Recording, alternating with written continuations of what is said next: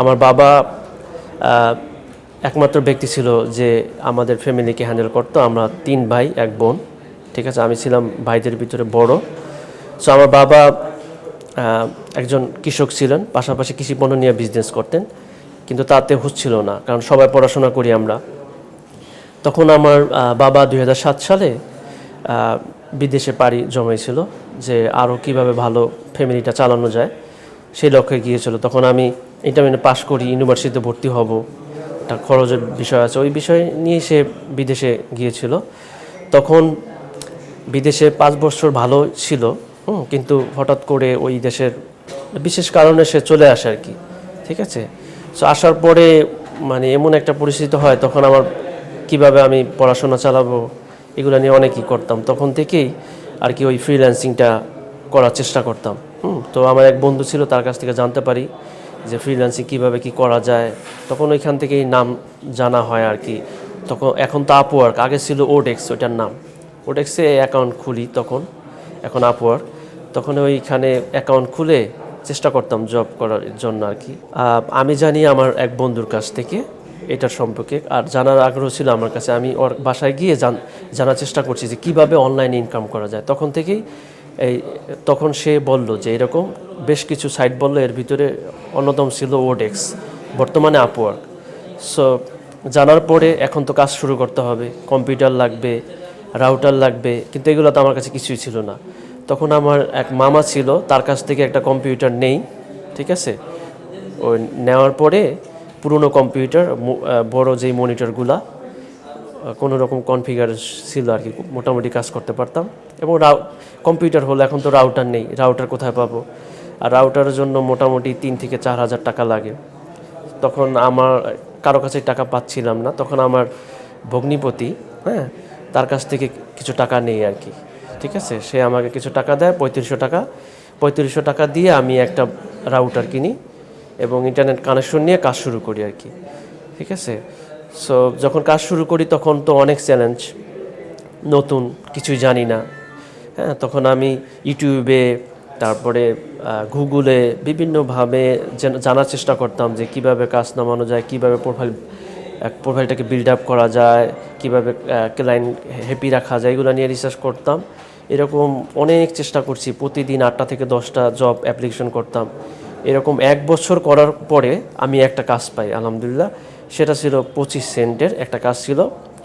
আমি সন্ধ্যার সময় পাই কাজটা, পাওয়ার পরে ওইটা করার পরে রাত 2টা-3টা পর্যন্ত করছিলাম। পরে শোয়ার পরে সকালবেলা উঠে দেখি যে ফিডব্যাক খারাপ, কারণ কাজ ভালো হয় নাই।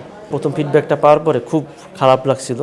তখন আমি বুদ্ধি করে ক্লায়েন্টকে খুব সুন্দর করে মেসেজ দিই যে ঠিক আছে, তুমি আবার দাও কাজটা, এবং আমি টাইম ছাড়াই কাজ করব, মানে তোমার টাকা ছাড়াই কাজ করব, এবং যতক্ষণ পর্যন্ত তোমার খুশি না হও ততক্ষণ পর্যন্ত আমি কাজ করে যাব। পরে ও ঠিক আবার হায়ার করছে, করার পরে কাজটা দিছে, আমি কাজ করছি, একদম টাইম ছাড়া কাজ করছি। তারপরে অনেকক্ষণ পরে, অনেক আওয়ার্স করার পরে দেন কাজটা ভালো হয়, সাবমিট করার পরও খুশি হয়।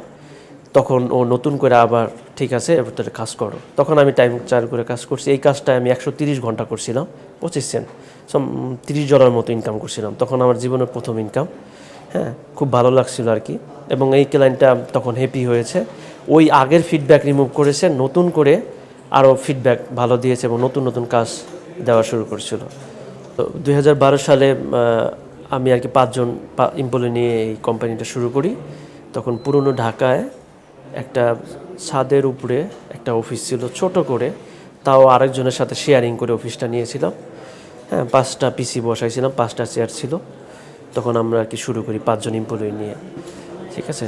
সো যখন আমরা এটা শুরু করি তখন ওখানে টিনেরই ছিল, ছাদের উপরে ঘর ছিল, তো অনেক তাপ ছিল, কাজ করতে খুব কষ্ট হইতো, আমারও কষ্ট হইতো। যারা কাজ করতো 5 জন, তারা অনেক কষ্ট করে কাজ করতো আর কি।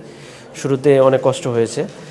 এরপরে আমি তো 2010 সালের ডিসেম্বরের দিকে আমার বিবিএ শুরু করি স্টুডেন্ট ইউনিভার্সিটি থেকে, এবং 4টা সেমিস্টার শেষ হওয়ার পরে আমি আর পড়াশোনা করতে পারি না, কারণ তখন ফিনান্সিয়াল একটা ক্রাইসিস শুরু হয়।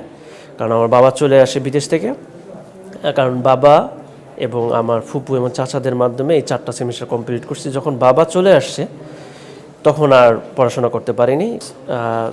সো 2012 সাল থেকে আমার স্টাডি গ্যাপ শুরু হয় এবং প্রায় 2.5 বছর মতো স্টাডি গ্যাপটা হয়। এবং দেন আমার যখন কাজের পরিমাণ বাড়তে থাকে তখন আবার আমি স্টাডি শুরু করি এবং আমি 2017 সালে জানুয়ারি মাসে আমার আলহামদুলিল্লাহ বিবিএ শেষ হয়।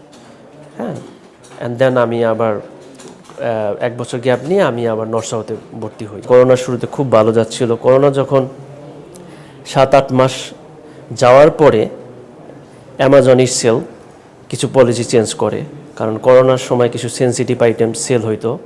তখন অ্যামাজন ওই প্রোডাক্টগুলা সেলাররা অনেকে মনোপলি করতো আর কি, তারা মানে নিজেরাই বেশি দামে সেল করতো, এরকম হতো।